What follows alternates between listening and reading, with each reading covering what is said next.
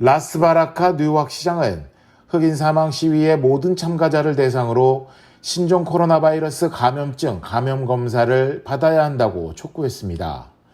지난달 30일 뉴욕에서 열린 시위는 수천 명이 참가한 가운데 평화롭게 진행돼 많은 이들의 귀감을 샀습니다. 흑인인 바라카 시장 역시 시위대와 함께 행진하기도 했습니다. 하지만 코로나19 확산을 막기 위해 25명이 넘는 야외 모임을 금지한 필 머피 주지사의 행정명령을 준수하지 않았고 일부 참가자는 마스크를 착용하지 않은 것으로 알려져 논란이 일기도 했습니다. 이 때문에 시위로 인한 바이러스 확산 우려를 차단하기 위해서는 모든 시위 참가자가 코로나19 검사를 받아야 한다는 것이 바라카 시장의 주장입니다. 바라카 시장은 지난달 31일 검사를 받았고 감염되지 않은 것으로 확인됐습니다. IMTV 뉴스 김일강입니다.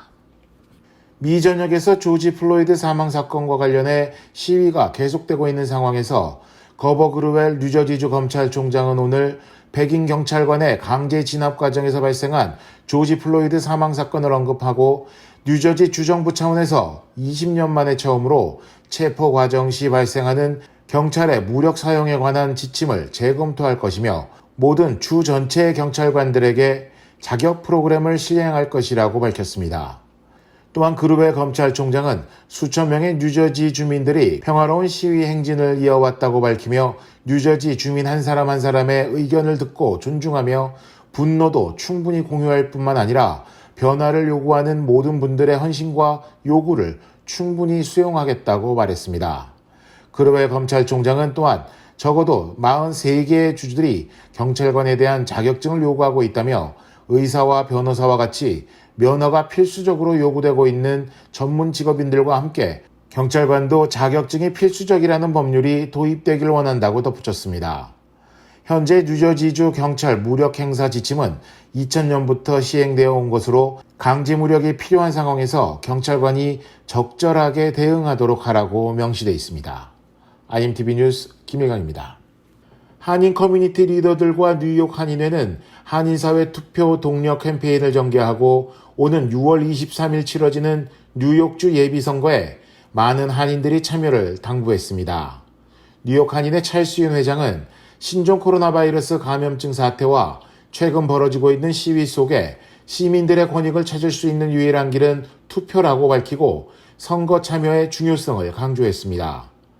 올해는 특히 코로나19 사태 속에 앤드류 쿠오모 뉴욕 주지사가 감염병 확산 예방 차원에서 행정명령을 통해 모든 유권자들에게 우편으로 하는 부재자 투표를 허용했기 때문에 더욱 쉽고 안전하게 집에서 투표할 수 있게 됐습니다.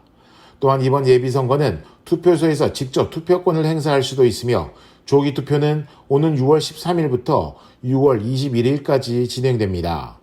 한인 밀집 지역 조기 투표소는 베이사이드 뉴욕 한인 봉사센터, 라가디아 커뮤니티 칼리지, 퀸즈 칼리지, 아스토리아 무빙 이미지 박물관 등에서 조기 투표를 할 수 있습니다.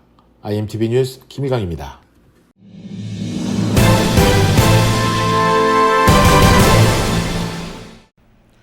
트럼프 대통령이 각 주의 주지사들에게 조속한 시위 진압을 촉구하며 미국 내에 연방 정규군까지 투입하겠다고 압박했는데요. 이에 마크 에스퍼 미 국방장관까지 나서 반대 입장을 밝혔습니다.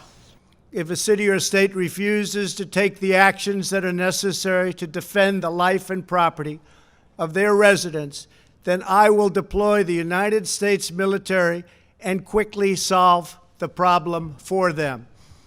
트럼프 대통령의 이번 발언은 이른바 1807년 제정된 내란법에 근거하고 있습니다. 비상계엄령 시행법인 마셜 러보다는 한 단계 아래로 발동될 경우 연방군이 미국 내로 투입될 수 있는데 국가 위기 사태를 초래하는 내란 수준의 경우 대통령이 발동할 수 있습니다. 그러나 내란법은 각 주의 주지사들이 대통령에게 요청하고 이에 대통령이 수용하는 형태로 발동될 수 있습니다. 이미 각 주의 주지사들은 연방 군 투입을 반대하고 있는 입장입니다. 여기에 오늘 군 총괄 책임자인 마크 에스퍼 국방장관도 현역군을 투입하는 내란법 발동을 반대한다고 공식 발표했습니다. The option to use active duty forces in a law enforcement role should only be used as a matter of last resort and only in the most urgent and dire of situations. We are not in one of those situations now. I do not support invoking the Insurrection Act. 한편 내란법은 지난 1992년 LA 폭동 당시 마지막으로 발동된 바 있습니다. 정규군 투입을 반대하는 목소리에 힘이 실리고 있는 데는 취지나 성격에서 지금의 시위가 예전의 폭동과는 많이 다르다는 점도 반영된 것으로 보입니다. 어제 하루 방송과 소셜미디어엔 온통 검은 사진과 영상으로 도배됐습니다. 유명인들도 이른바 해시태그 블랙아웃 화요일 캠페인에 참여하며 조지 플로이드의 추모의 물결은 전 세계로 확산되고 있습니다. 이채은 기자입니다.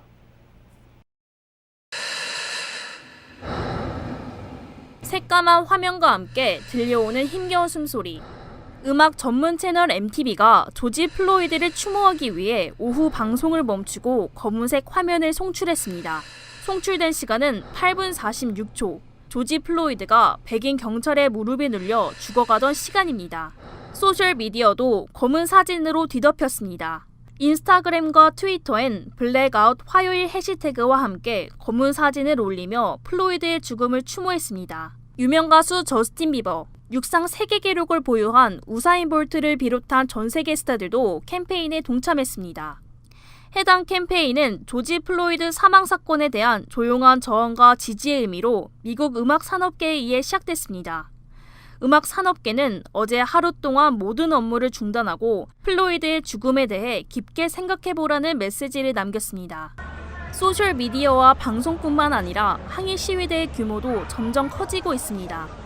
많은 도시에 내려진 통행 금지령에도 불구하고 늦은 시간까지 시위대가 거리를 메웠습니다.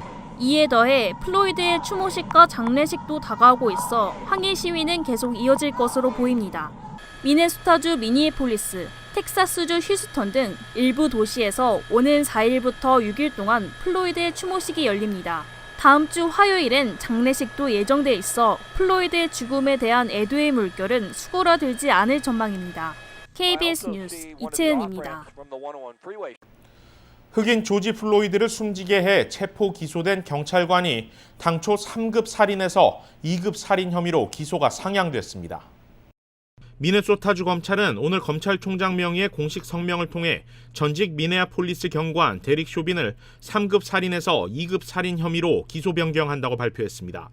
아울러 쇼빈 경관과 함께 조지 플로이드를 제압했던 다른 3명의 경관들도 2급 살인 공조와 과실치사 공조 혐의로 기소가 이뤄지게 됐습니다. 2급 살인 혐의 기소가 이뤄져 유죄 판결이 나오면 쇼빈 경관은 최대 40년형을, 다른 경관들도 최대 10년형을 선고받을 수 있습니다. 검찰이 혐의에 대한 기소를 끌어올린 것은 앞서 있었던 2번의 부검에서 조지 플로이드가 교살 또는 질식사라는 결과가 나왔기 때문입니다. 당초 미네소타주 검찰이 3급 살인 혐의로 쇼빈 전 경관을 기소한 이래 미국 내에선 비난의 목소리가 고조되어 왔습니다.